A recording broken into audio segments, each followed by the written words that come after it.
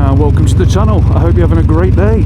So today I thought I would go over a few of my winter riding tips and what I do as I ride all year round. I mean, I'm new to this bike, so over a month on this one, but I've spent the last few years on a scooter and other bikes as well.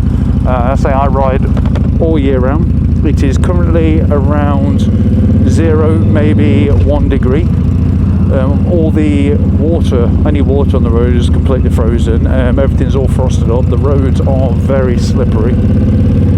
So I thought I'd go over a few of the things that I think is important when it comes to riding in weather like this and these sort of temperatures.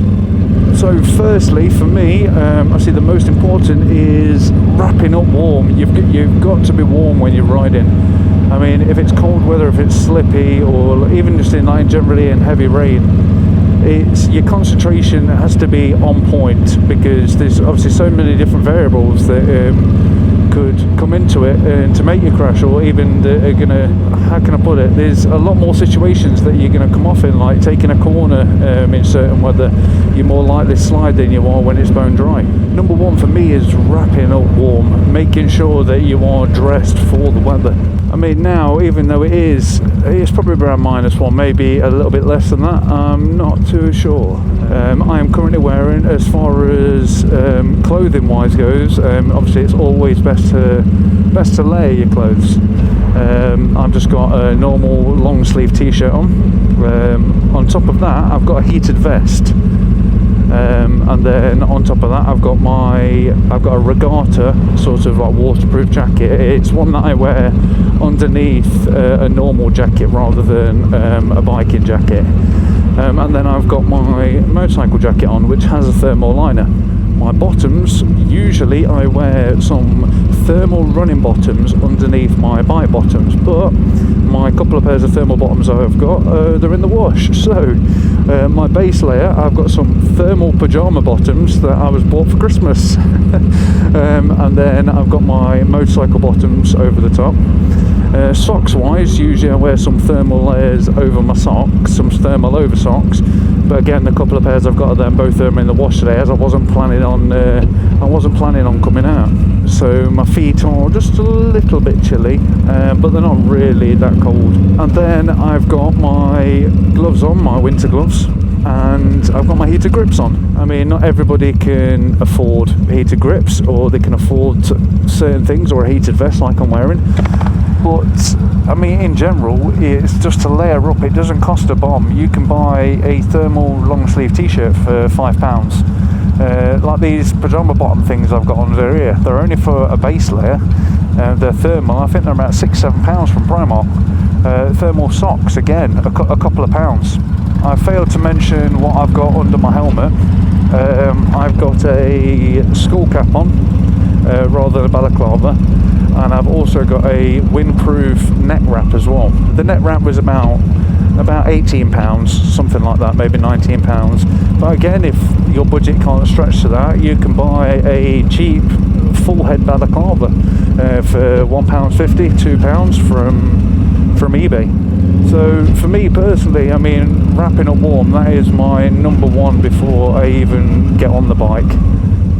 Secondly, again, before even riding the bike, maintenance on the bike, making sure that my tyre pressure is correct, making sure that everything's obviously well oiled for winter riding. I coat my engine and the majority of the metal parts on my bike in ACF 50, which is it's a treatment that kind of puts a thin, like sort of oil-based layer over your engine and over the metal parts, which stops certain bits from rusting. So making sure that your bike's maintained and it's going to be reliable, that's number 2 for me. Whilst out riding, I believe it's important to keep a decent distance between you and the car in front. Even when we stop like this, I mean, it's a bike distance, I can see past the car, there's plenty of room for me to manoeuvre around the car now if I needed to. Just kind of forget when they're driving and they're in the cars and the vans that the roads are slippy, that we can't take corners as quickly when it's these sort of conditions, that we are more vulnerable than they are. So they still forget that they don't have the same type of control either as they do when it's dry. So they still drive up your arse, but that's why it's important to make sure you increase the gap between yourself and the car in front. That way, if something does happen, or if someone does bump you off from behind, you've got plenty of room in front to slide. I mean, obviously, when you're riding as well, it should be what you do anyway. You should be looking past the car in front, seeing what is happening ahead of you, being able to make a decision quite early on, rather than having to slam your brakes on the last minute and whatnot. Being able to see what the cars are doing ahead can allow you to make a decision a lot earlier. I mean, but that's just common knowledge, not something you should just be doing in winter. That should be something that you're doing all the time anyway. So here's one as well, cornering. You're going to take the corners slow. We can't thrash it around the corners. Making sure that you've got a lower gear in the corner. Well, this is what I do anyway. I'm making sure I've got a lower gear in the corner, so my engine is providing a lot of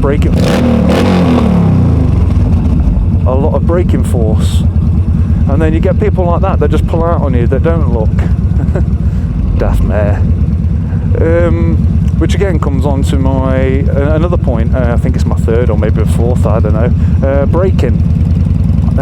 We've obviously not got the same amount of braking power as we've got when it's dry. I try my best. I use my front brake when I'm riding. If I'm at these sort of speeds, like now I'm going about 7 miles an hour, I'm happy to use my front brake. It's not really going to make much difference. But if I'm doing 15, 20, or if I'm actually at some sort of speed, I need to slow down and the road is quite slippy, there isn't enough traction on there, I stay away from my front brake. I rely a lot more on engine braking with a little rear brake. I mean, depending on the bike you've got, it will obviously depend on the type of engine braking that is available to you. But using your rear brake and a little bit of engine braking, you're less likely to lose traction.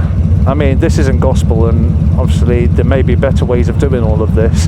I'm just speaking from my own experience and what I do on the road. I mean, braking wise, I tend to use a lot of engine braking anyway, but dropping your gears early, I mean, like now obviously I'm in first, I'll go up to second.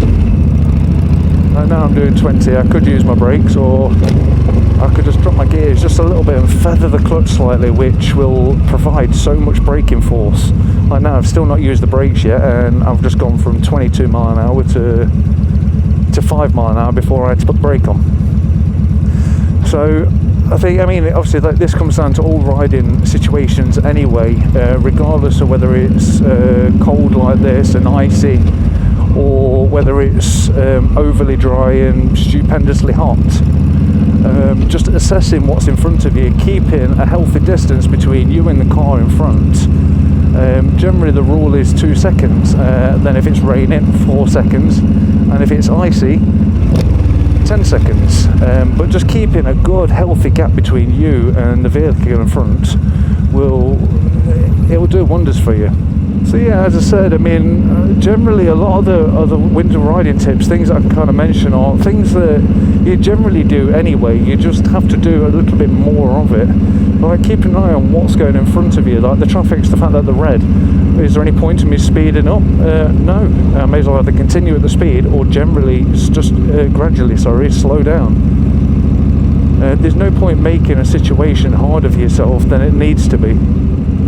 Making sure that you're aware of absolutely everything, and not a case of just looking around like you would normally on the bike, just keeping an eye about yourself, just being able to make earlier decisions, and being conscious of the fact that you're making earlier decisions.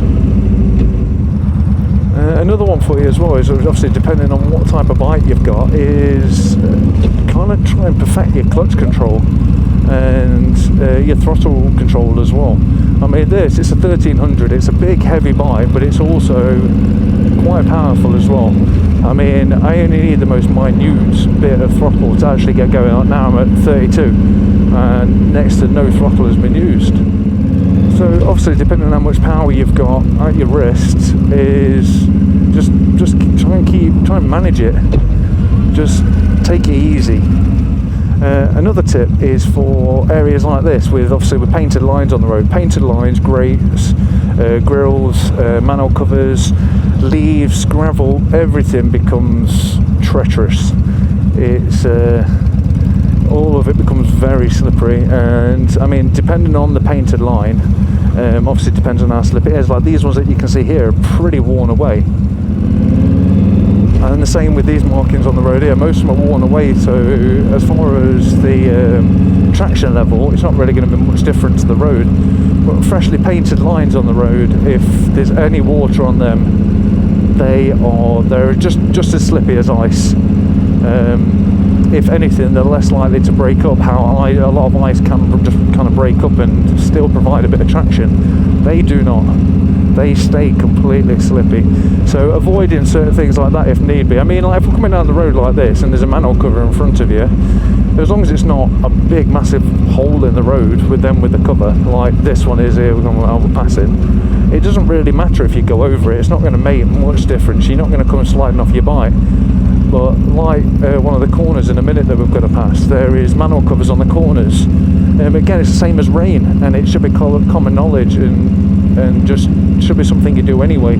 Just try your best to avoid certain areas like that with weather like this, because they're the sort of areas that are more likely to stay frozen up a lot longer than the tarmac is.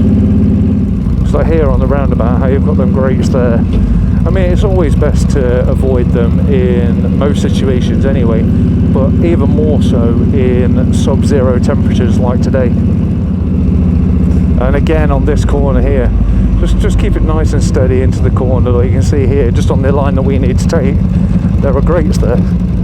So I'm not really sure if there's much else that I can mention that I can consider somewhat as a tip. I mean, a lot of the tips should be natural responses anyway, but I do say my biggest tip that you can really do for riding is dress correctly for that situation. You know, if it's summer and it's really hot and you are overly warm and sweating, you're going to lose concentration.